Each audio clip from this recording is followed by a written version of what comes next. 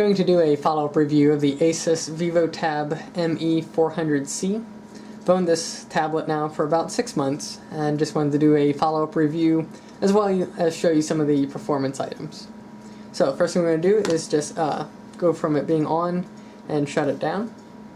I'm using a mouse and keyboard for this just to make it easier to see. So we're going to go ahead and shut down.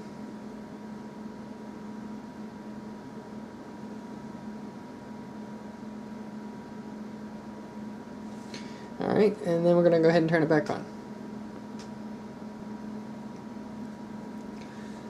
Now I have noticed since I upgraded the tablet to Windows 8.1 that the startup has gotten a little bit slower. You'll notice specifically after this screen it goes to a black screen and it sits at that screen a little bit longer than it did before. So I'm not quite sure why. Hopefully it's something that gets fixed in an update. As you can see here, it just goes to this black screen. Normally I was already at the login screen by this point, so.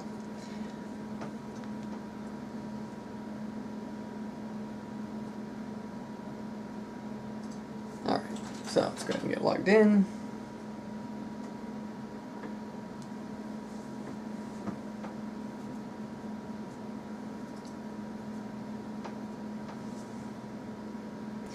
Alright, so first thing I'll show you is we'll just do some multitasking, maybe play a video, do some editing. So let's go ahead and get a couple programs opened up here. And we'll open up video. And let's also just have it on the desktop. Let's just open up a couple other things there, just to simulate some true multitasking. Alright, so we'll go ahead and open our editor. Alright, and go ahead and open video.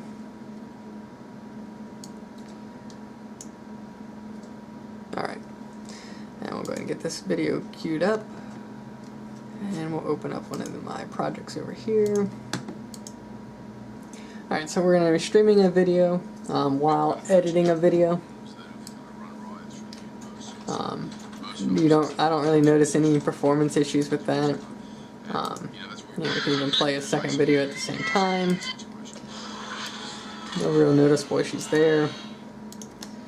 If we just look at the task manager, we can see it definitely is pegging out the hard disk.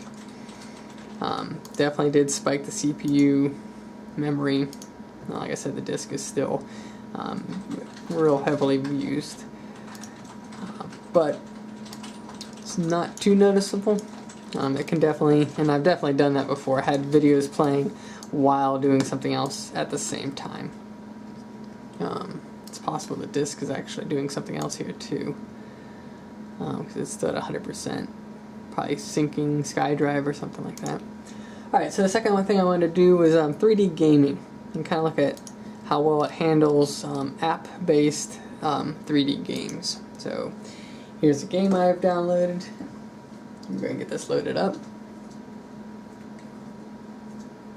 It's the first time I've played this with a mouse and keyboard, so we'll see how well this goes here.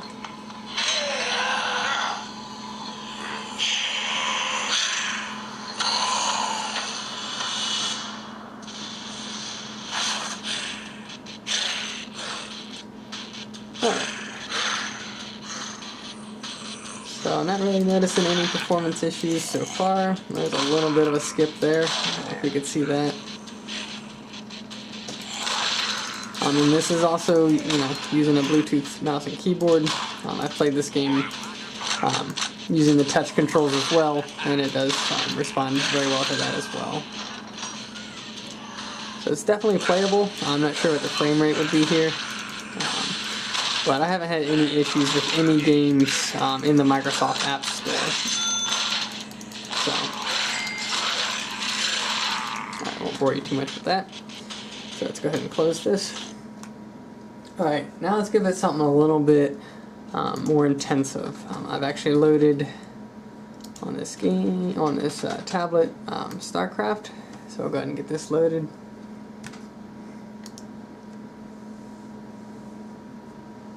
Okay, so we're at the splash screen, just waiting on the game to load.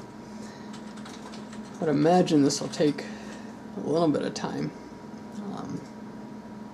It's definitely a resource-intensive game. Only having 2 gigs of RAM on this tablet, it's probably going to have some definite lag to it.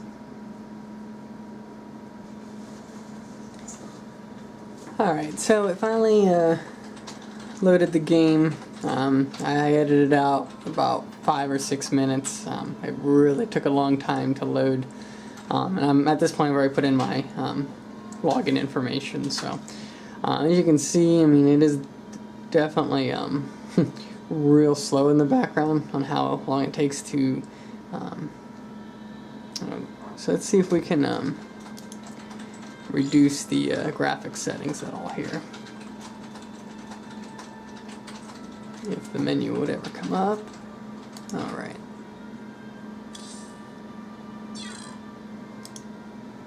Unable to determine graphics settings. That's not a good sign. Alright, so let's go ahead and turn the graphics all the way down.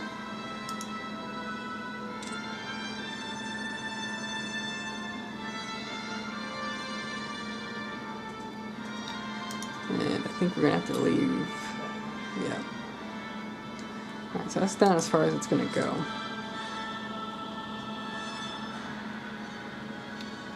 And I don't really expect this thing to be able to play this game very well. I've played or attempted to play a couple first-person shooters on this. Specifically Left 4 Dead, even the first one. It loads, but it's really not playable. No, I would not like to restart. We'll just try playing a game. We'll see what happens.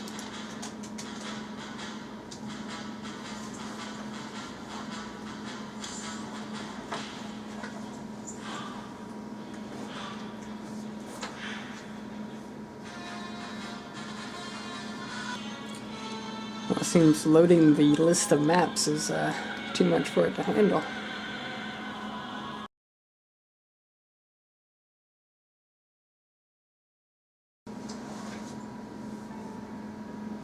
Okay, let's create a game.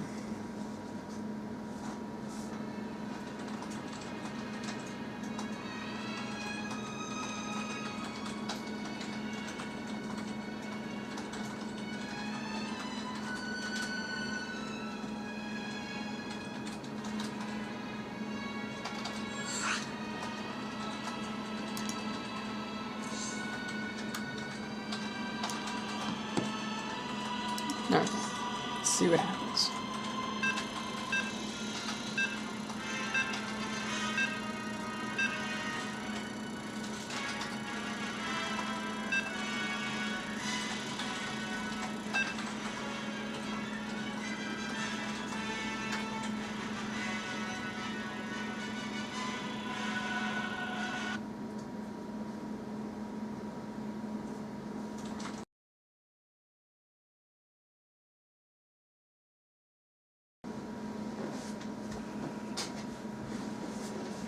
Alright, so the game's loaded here. Let's see. Oh yeah, you can tell the responsiveness is really slow. It's actually hard to click on the unit because they're jumping around so much. I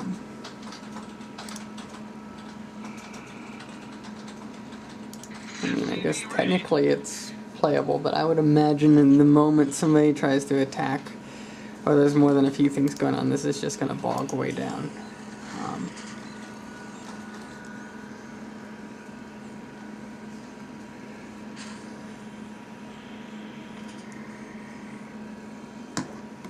Yeah, your computer is slowing down the game. It's pretty bad when it's not a network game that I'm playing and it's slowing it down.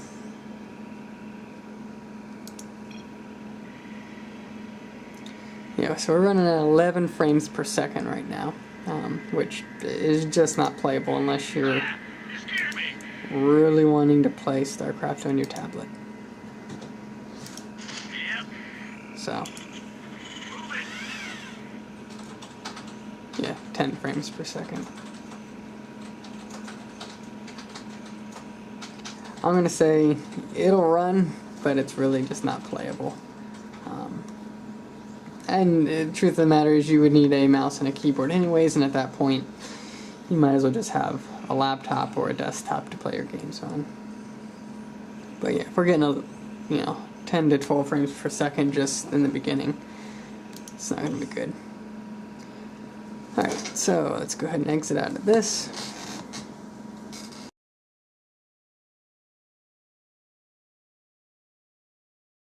That's actually kind of interesting. It doesn't look like the CPU or the memory were really maxed. So, I mean, the truth I think is going to come down to this: the tablet just does not have, just running that, integrated graphics just does not have enough power to run the game. So I mean, this is definitely high resource usage, but it wasn't fully pegged out. Maybe the RAM was pretty close, but it's just not going to be able to keep up with that. But, I don't really expect it to. So as far as the past 6 months, issues with the tablet, one has been an issue with the touchscreen. This center area here would become unresponsive to touch for, 5-10 seconds, sometimes up to a minute. Turning the screen on and off, that would fix it. So finally sent it in for repair. That's been fixed. But now I've noticed that the screen has 2 dead pixels on it, or at least 2 pixels that they're always green. I guess they're not really dead pixels, but you can really notice it when you have something that's got a dark background or something like that. You can see it come through. But over the past 6 months, been pretty happy with it. It's extremely portable, very lightweight. The performance, like I was showing you earlier with the multitasking of video, running a video and doing something else at the same time, it really doesn't have any problem at all running 2 apps side by side. Even with several desktop apps open, Microsoft, here we can go ahead and even open, Excel, Word. They really don't have any problem running smoothly. They do open pretty quick. The touch screen, it's very smooth. The start menu is always very fluid. So when it comes down to it, it's great for basic or even office use. I've had 5 or 6 Excel files open at the same time, while on the internet. No problems at all there. It will run at least every game I've tried in the App Store so far. It's ran, but when it comes to any kind of desktop gaming or Steam games, stuff like that, it does slow down. Have ran Plants vs. Zombies on it. That seems to run fine, but again, it's a very basic 2D type game. But you get into any 3D type gaming outside of the Microsoft App Store, you will notice some performance issues. So overall, given the price of this tablet, price range between $300–400, it's very very nice. The fact that it comes with full Windows 8 Pro, so you can run all your programs that you do in your desktop on it. So for that price, you get what you pay for. It does leave me wanting more. I'd love to have a tablet that I could just take with me, bring home, plug into a docking port, and then be able to play all my games on it as well. But something like that, I mean, there's tablets out there for, $1,000+, but really in the end, something like that does not quite exist yet. You cannot get the graphics power that you do in a desktop or even a laptop in a small portable tablet. So that's the performance review. If there's anything you'd like to see specifically ran on it, leave a note in the comments. Otherwise, stay tuned for future videos. Thanks.